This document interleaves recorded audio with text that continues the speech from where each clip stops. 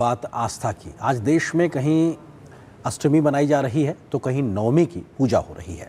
देश में कई इलाकों में रामनवमी की धूम देखने को मिली तो कहीं अष्टमी की पूजा के बाद कल रामनवमी मनाई जाएगी। अयोध्या में कल रामनवमी मनाई जा रही है, जिसको लेकर तैयारियां भी जोर शोर से चल रही हैं। आज भी देश भर से तमाम प्रकार की अच्छी, बेहतर, खूबसूरत आस्था की तस्वीरें देखने को मिली। मां महागौरी को समर्पित नवरात्रि के 8वें दिन मां दुर्गा के 8वें स्वरूप की उपासना के लिए गुरुवार को देश भर में देवी के मंदिरों में श्रद्धालुओं की भारी भीड़ देखी गई।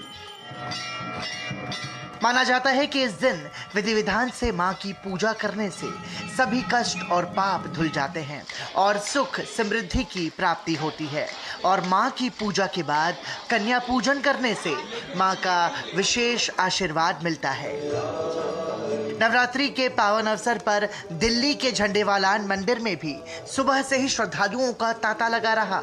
मंदिर परिसर में भजन, कीर्तन और घंटियों की गूंज से वातावरण पूरी तरह भक्तिमय हो गया। क्या मांगा माँ से? बहुत सारा पढ़ाई।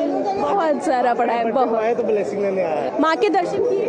हाँ, मेरी झंडे वाली मैया तेरी सदा ही जय। तो देखिए, छोटे छोटे बच्चे हैं, बुजुर्ग हैं, युवा हैं और एक अलग सा उत्साह और जोश है माँ के मंदिर में आके।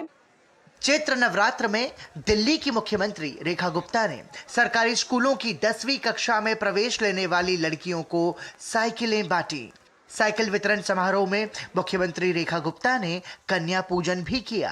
हर बेटी निर्बाध रूप से अपनी पढ़ाई को पूरा करे, स्कूलिंग करे, ग्रेजुएशन करे, जो बनना चाहती है वो बने। उसके लिए उसके रास्ते में आने वाली हर प्रकार की दिक्कत को हटाने का काम सरकार करेगी। इस बीच देश भर में रामनवमी को लेकर भी लोगों में हर्षोल्लास का माहौल है।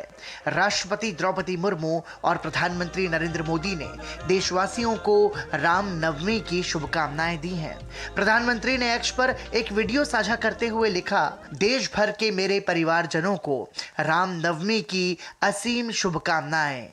त्याग, तप और संयम से भरे मर्यादा पुरुषोत्तम के जीवन से हमें हर परिस्थिति का पूरे सामर्थ्य से सामना करने की प्रेरणा मिलती है।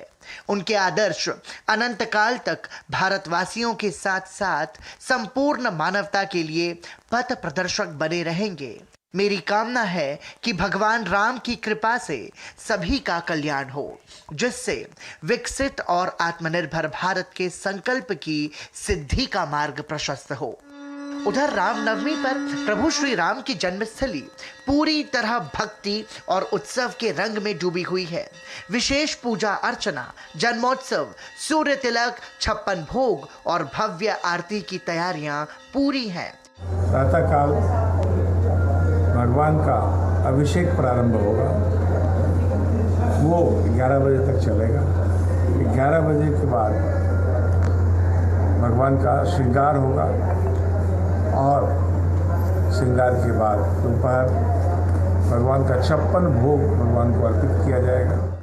वहीं अयोध्या में रामनवमी मेले को लेकर प्रशासन पूरी तरह से अलर्ट मोड पर है। पूरे मेला क्षेत्र को जोन और सेक्टर में बांटकर सुरक्षा बलों की तैनाती की गई है। 27 मार्च को अयोध्या में रामनवमी का पर्व भक्ति, भव्य आयोजन और अभूतपूर्व सुरक्षा व्यवस्थाओं के साथ ऐतिहासिक रूप में मनाया जाएगा। Bureau report, DD news.